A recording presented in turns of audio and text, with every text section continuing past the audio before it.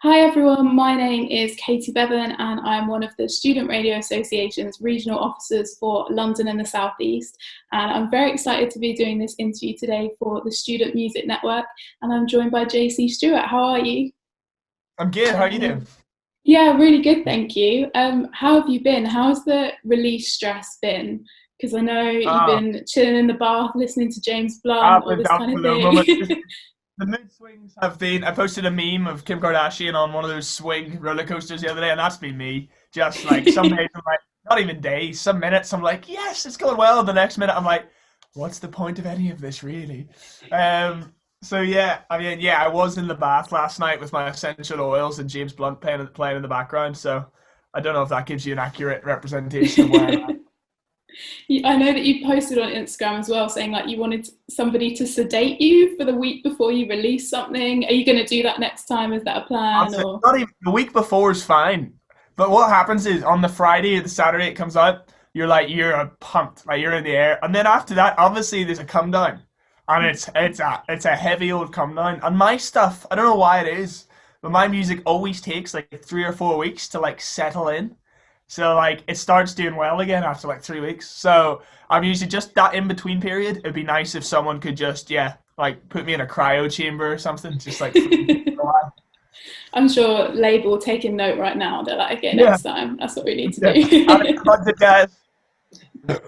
I feel like I actually owe you a thank you because your EP, When the Light Hits the Room, kind of came out at the perfect time for me. Like, we were going in and out of lockdowns and it really had like a therapeutic cause, I Oh, guess, that's for good me. to hear. So firstly, thank you for that. Thank you. Um, was it always the plan to kind of drop an EP then, like regardless of what was happening in the world? Was it like, yeah, in 2020, this is what we want to do? Or was it kind of based on how things were going, it made sense to drop it then? Yeah, it wasn't the plan at all. The idea was that we would drop "Break My Heart" when we dropped the EP, and then "I Need You to Hate Me," the single before, was kind of it's still doing well in like Germany and weird like countries like that. So we were like, let's give that a bit of space to work and just stop for a second. And then my A&R was like, we haven't done an EP. Always said we would. If you want to do one, if you can get me it in 2 weeks, I'll put it out. And then called Tom Odell, went into the studio, and we literally just 2 weeks to start to finish. We got 7 songs done, put 4 on the EP, put it out 2 weeks after that, and yeah, it was a mad sort of lovely, lovely thing to do. It was really fun.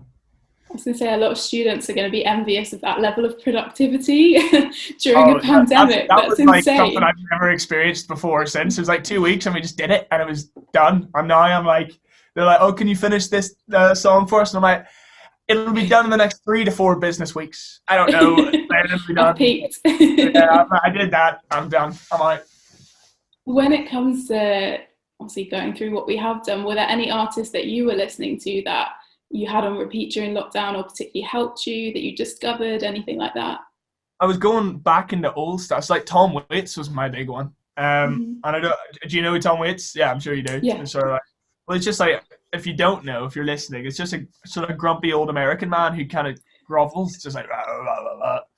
And but his lyrics are amazing, and it's all poetry, nearly wrapped up in I don't know what it is, and that was really amazing for me. And then there was loads of new artists, you got Holly Humberston, you got Griff, you got Gracie, all these sort of new artists coming along at like the same time as me. I just love listening to all their stuff as well. It's so cool. And Tom Odell is a big one, always has been a big one for me. So then to do that together with him was like really cool.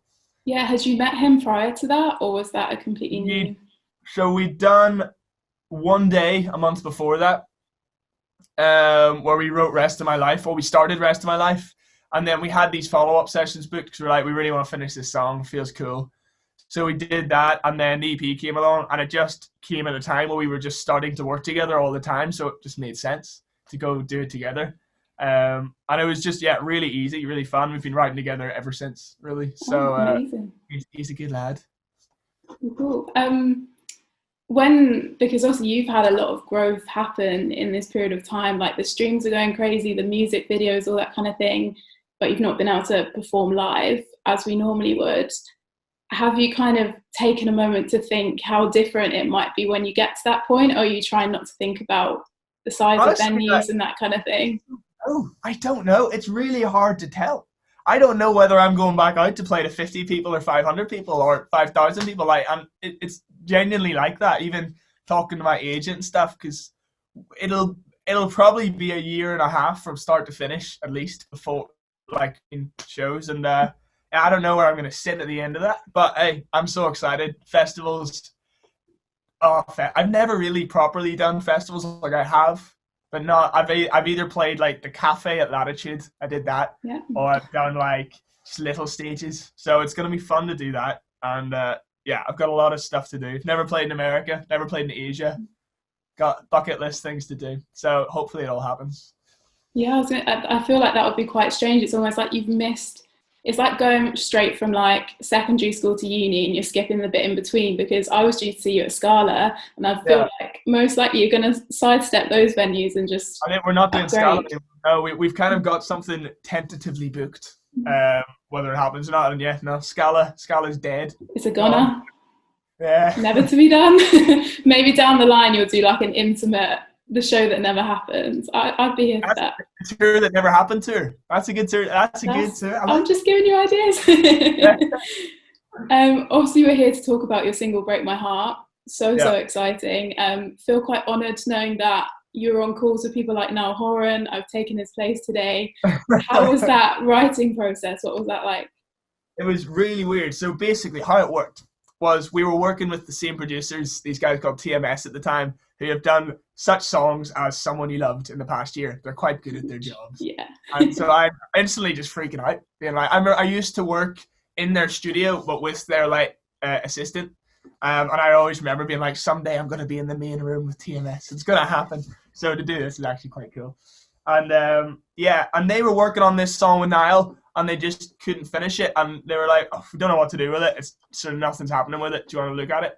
And I took it, and it was like, it had like, break my heart, then do it right. And then I just kind of wrote the rest of the song around that, to those two lines. And yeah, we just did it back and forth over email and text over lockdown with Niall, Plested, TMS. And then it just, turned out what it was. And it was only like the day it came out when people were like, wait, is Niall doing the backing vocals still? And I'm like, lol, yes he is. Yes. Completely forgot about that. I was like, yep, 100% now Horan in the backing vocals. I don't know if I'm going to be able to get him for tour. He might be expensive. I don't know, but we'll see. I think for the Scala gig, a one-off, we get Niall Horan on the backing vocals. Yeah, jamming is a vibe. I think that should happen. So you said Plested was working on it as well. So cool. I feel like somebody similar who's done that songwriting, done that performing too. Is it quite a hard transition to go from writing music for other people and then to yourself, or does it feel quite natural? I find it quite natural. Like even yesterday I was working with sort of my old housemate, and we never worked together when we lived together, but since lockdowns happened, we work probably 2-3 times a week, just writing songs for other people and just enjoying it. Just we really have fun. We set ourselves a time limit. We've got 40 minutes on each song, and if it's not done, scrapped it. It's kind of mad. And yeah, we just do a lot of that, and it's really fun. I just find it like a little fun exercise to do, but then writing for myself is far more focused, insular, depressing experience all around, but I love it as well. They're just very different sides of the coin. And I saw that you tweeted saying that you wanted to Break My Heart with Olivia Rodrigo and Billy Ray Cyrus. Yeah. How do we make this happen? Do we spam them? Government petition? What's the vibe? I rang my record label and said, look, guys, I've got an idea. Hear me out here. Billy Ray Cyrus. They just put the phone down at that point. And so I don't really know how we're going to get that one off the ground. I mean, Olivia and me, I'm going to say we're best friends now because she tweeted me once. So 100%. Yeah, I honestly hadn't heard of her till Friday, and now she's the biggest artist in the world. Who knew? So yeah, I mean, we'll see. It's either gonna be that or just get Cheeky Girls and Chico. I was thinking could also be like a big UK vibe. Yeah, right? Definitely, 100%. Chico Girls. There you go. Is that actually what the C in JC stands for? You've just been lying to us all along. Yeah, J Cheeky Stewart. Classic. So going back to Olivia, Billy Ray Cyrus. So you've got a cowboy hat on. We've got 220 kids wanting to be a horse, I think he said. Oh, he did. He did, yes. I mean, that's questionable at best, but we'll run with it. Any other? I mean, you might as well pitch it now. We'll send it. We'll send it to the label. Who else do you want in I it? would like Tom Woodell doing sort of the dancing, just to see. I just think that would be a funny one to see. Who else have we got? I feel like Shakira's due a comeback, so maybe we have huge, Shakira and Michael Bublé on the backing vocals and James Blunt.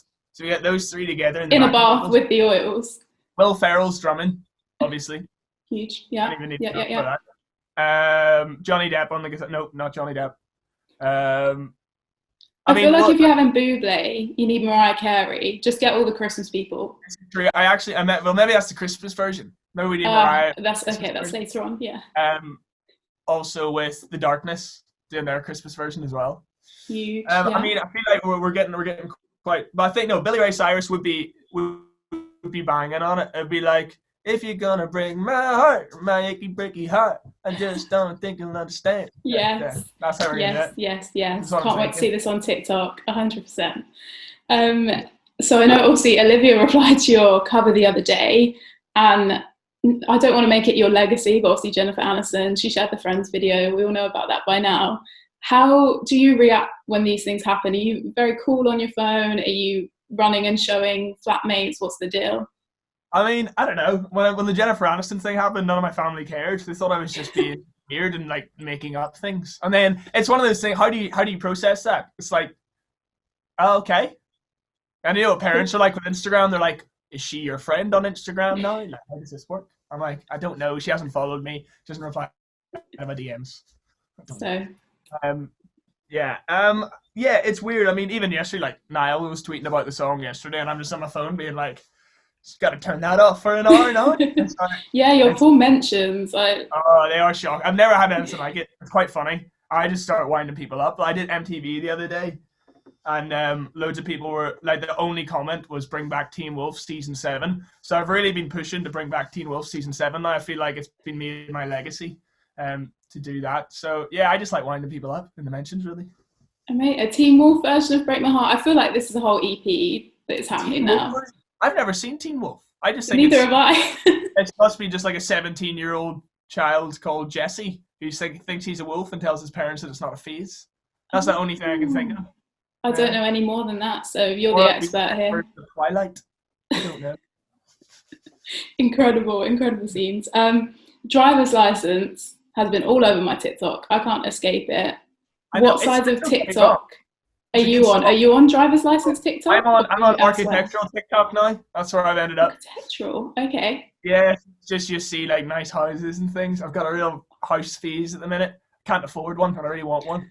So yeah, I'm on that. What other side of TikTok? I've been getting that Wombat song quite a lot. Oh yeah. Let's have a look at TikTok. I don't understand TikTok still. Oh goodness. Alright, what are we on? No. It's just a lot of stupid stuff. No, I mean, it's a lot of the same of Olivia Rodrigo.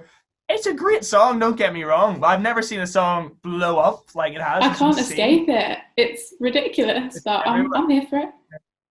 Yeah, I was like, I think we could genuinely get her on the feature. And again, my A&R was like, I'll ask. Yeah, I'll ask. It's not going to happen, but I'll ask. I feel like I can't let you go. I don't know if you have the space to, but I feel like I can't let you go without asking you to do the heartbreaker move. But can you? It's got to be done. Do it on the bed. Go on. Right. So it's just the classic. The classic. I'm so glad I put on charges for this because I was wearing pajamas until about 3 minutes ago. Yeah, sorry, I could have called you out there. You'd have been like, no, I can't do that one. Incredible. Thank you so much for giving us some of your time today for the Student Music Network. Really, really appreciate it. Where can people find you, and who do we need to tweet to make Cheeky Girls, Chico, everything happen? Just tweet everybody, to be honest. Obama, I always want to tweet, see what happens there. And yeah, just JC Stewart, search it, you'll find it. Yeah. Incredible. And everyone go stream Break My Heart. That's the plan. Stream it so I can buy one of these architecturally nice houses someday.